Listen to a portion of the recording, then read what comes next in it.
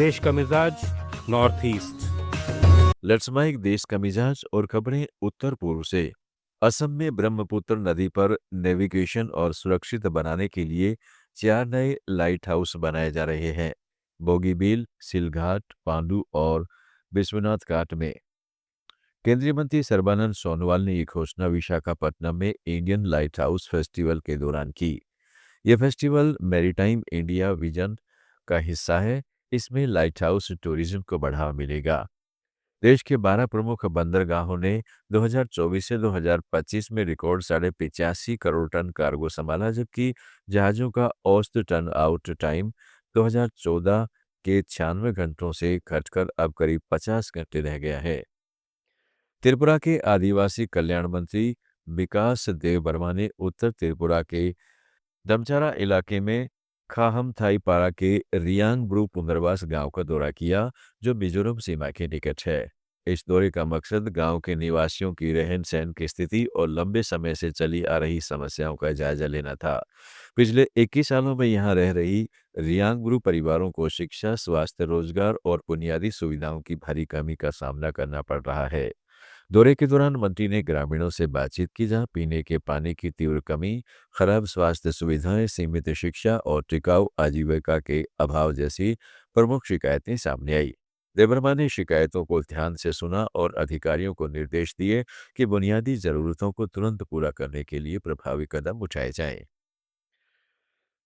मणिपुर कांग्रेस ने मोदी सरकार पर मनरेगा को कमजोर कर राइट टू वर्क खत्म करने का आरोप लगाया है।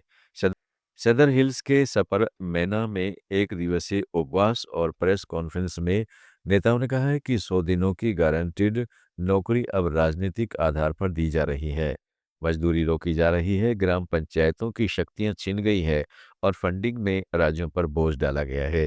कांग्रेस ने मनरेगा बचाओ संग्राम के तहत मांग की कि काम और मजदूरी की गारंटी बहाल हो, सभी बदलाव वापस लिए जाएं और रोजाना 400 रुपये न्यूनतम मजदूरी हो।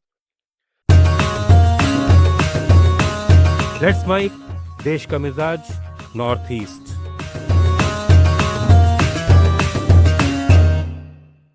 1995 बैच के आईपीएस दर्शन सिंह जम्वाल को अरुणाचल प्रदेश का नया डीजीपी बनाया गया है।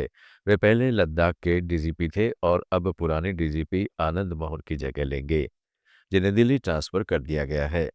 लेकिन यह नियुक्ति विवादों में है, क्योंकि लद्दाख में उनके समय सितंबर 2025 के विरोध प्रदर्शनों में पुलिस फायरिंग में 4 लोग मारे गए थे, जिनमें एक कारगिल युद्ध का वेटरन भी शामिल था।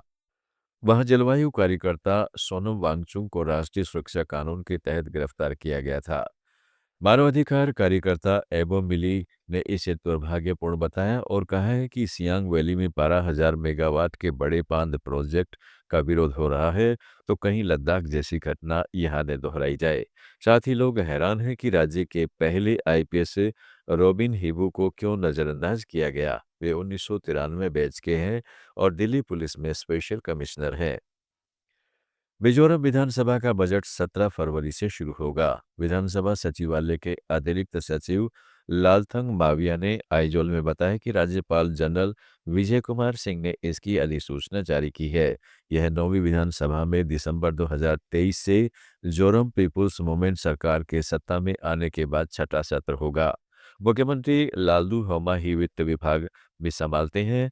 वे वित्त वर्ष 2026-27 का बजट पेश करेंगे।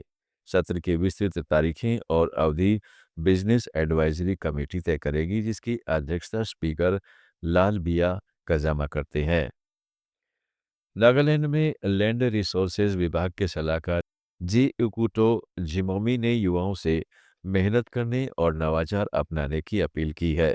दीमापुर के सतामी गांव में पूर्वी सोमी स्टूडेंट्स यूनियन के 42वें सत्र में उन्होंने कहा कि सरकारी नौकरियां अब पूरी तरह मेरिट पर आधारित है। हजारों पद प्रतियोगी परीक्षाओं से भरे जा रहे हैं और बैकडोर एंट्री का दौर खत्म हो गया है। देश के मिजाज में फिलहाल इतना ही। जुड़े रहिएगा लेट्स माइक के साथ। आप सुन रहे थे let's mike more than radio. Follow कीजिए हमें हमारे सोशल मीडिया प्लेटफॉर्म्स पर। It's time for news. It's time for More Than Radio. Presenting the first radio news app, Let's